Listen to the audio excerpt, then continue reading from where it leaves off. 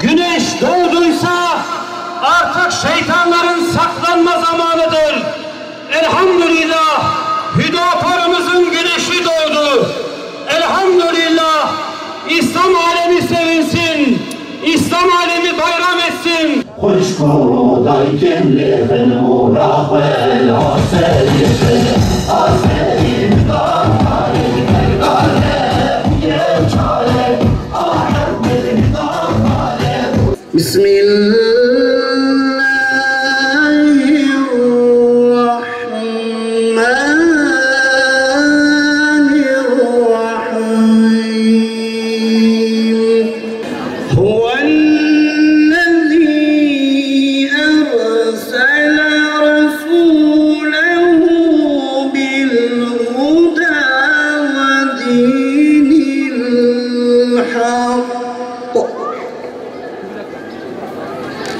ودين الحق ليظهره على الدين كله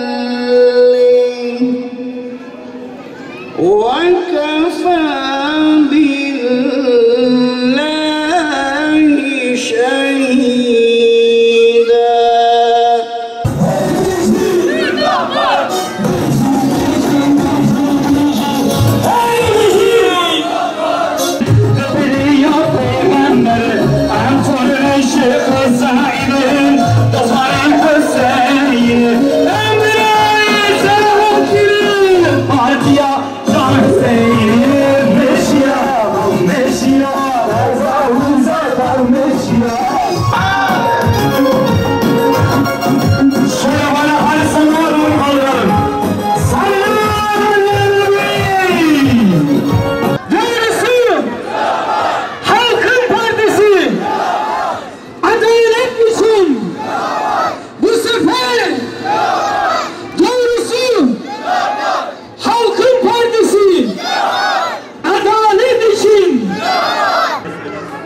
Muhterem ağabeyler, değerli ablalar, bacılar, küçük genç kardeşler, hepiniz hoş gelmişsiniz.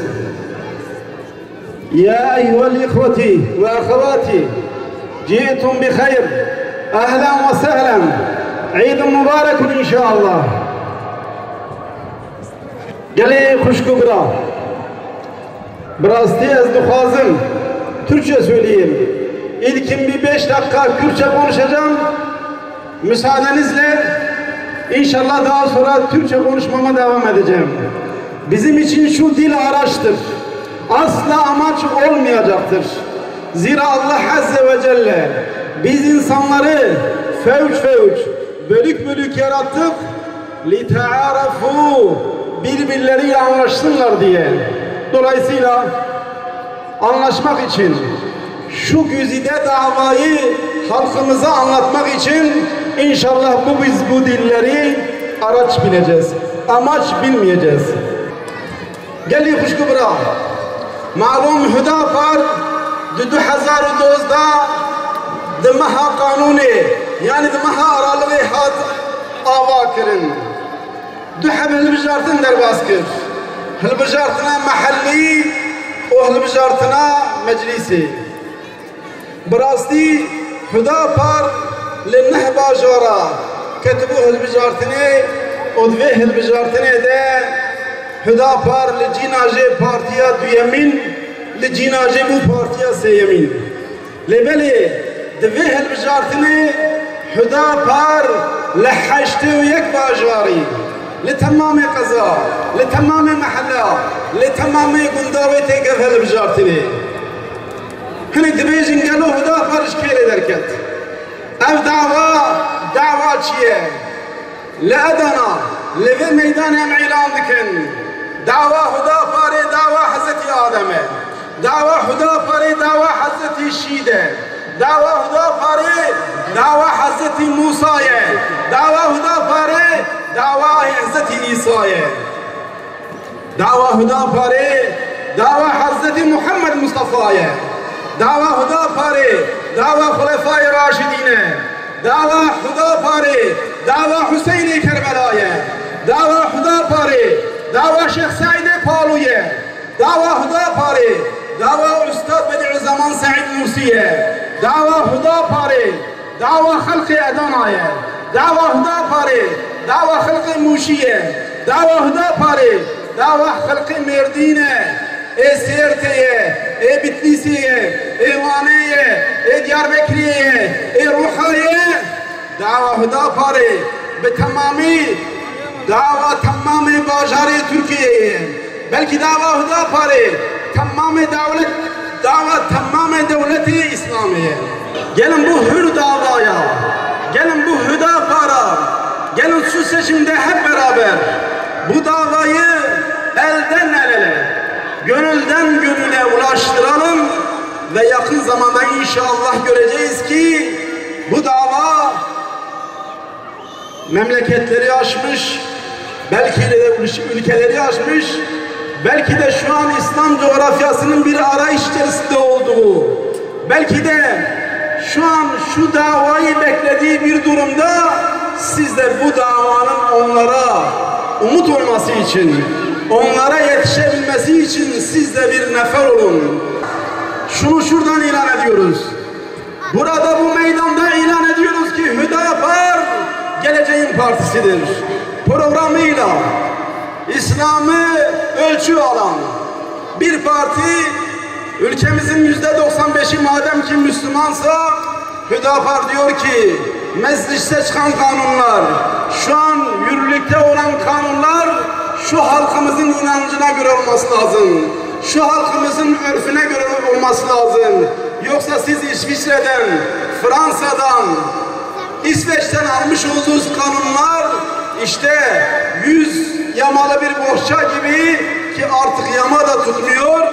Dolayısıyla bir değişikliğe ihtiyaç vardır. Onun için bu değişikliğin adresi de Hüdapar'dır. İlkeleri bize en yakın olan bir parti, halka tanıtım maksatlı pusula bastırıyor, pusulanın içerisinde Hüdapar yok. Ve yine malum ifade etmek lazım. Haber portallarında mesele seçimler haber yapılıyor, yine Hüdapar pusulada yok. Neden kardeşim? Neden yok Hüdapar? Neden yok Hüdapar? Bunu iyi okumak lazım. Bu fotoğrafı iyi görmek lazım kardeşler. Hüdapar birilerini ciddi anlamda tedirgin ediyor. Tedirgin olsunlar. Tedirginlikleri artsın. Çünkü Hüdapar'ın yıldızı doldu. Allah'ın izniyle 25 Haziran sabahı da güneşi hem bu ülkeye, Adana'mıza ve tüm dünyaya doğacaktır Allah'ın izniyle. Hüdapar Doğu ve Batı arasında kardeşlik köprüsüdür. Çünkü Hüdapar bu ülkede referansı İslam olan tek partidir. İlkemizi ifade etmişiz. İlkelerimizi konuşmuşuz, anlatmışız. Demişiz ki önce insan ve öncelik adalet. İnsan merkezde olmalı demişiz. Bununla birlikte bütün insanlığı kuşatacak bir adil anlayışın olması gerektiğini de ifade etmişiz. Yine Hüdapar olarak diyoruz ki yeni bir anayasa lazım. Sivil bir anayasa.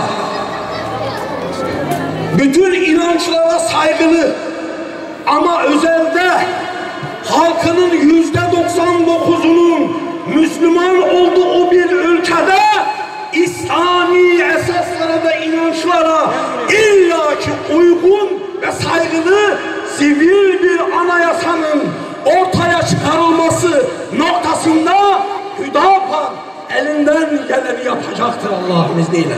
Hüdapar olarak bir şeyin daha altını çizmek istiyoruz. Faize dayalı sistemin terk edilmesi. Bugün toplumu maddi, manevi kasıp kavuran maalesef en büyük bela faiz belasıdır. Bekleyin ey mazlumlar, ey yanık yürekli anneler, babalar, dedeler, nineler, gözü yaşlı bebeler, talan olmuş ve edilmiş İslam coğrafyası, Kudüs, Gazze, bekleyin, Hüdapar geliyor. Ve yine bekleyin, ey zalimler, ey müstekbirler, ey faiz lobileri, ya adam gibi adam olacaksınız, ya adil yöneticiler, insanlar, bireyler olacaksınız, ya olacaksınız. Çünkü Hüdapar'ın güneşi Allah'ın izniyle doğmak üzeredir. Doğmak üzeredir inşallah. Ve bir bayram yaşadık oruçlu halimizden sonra. Ve abilerimizin de dediği gibi, Ya Rabbi bizlere tekrardan bir bayram yaşattır. Ya Rabbi Türkiye halkına tekrardan bir bayram yaşattır. Ve Ya Rabbi çalışmalarımızı bereketlendir, gayretimizi arttır ve bizlere güç ve kuvvet ver Ya Rabbi.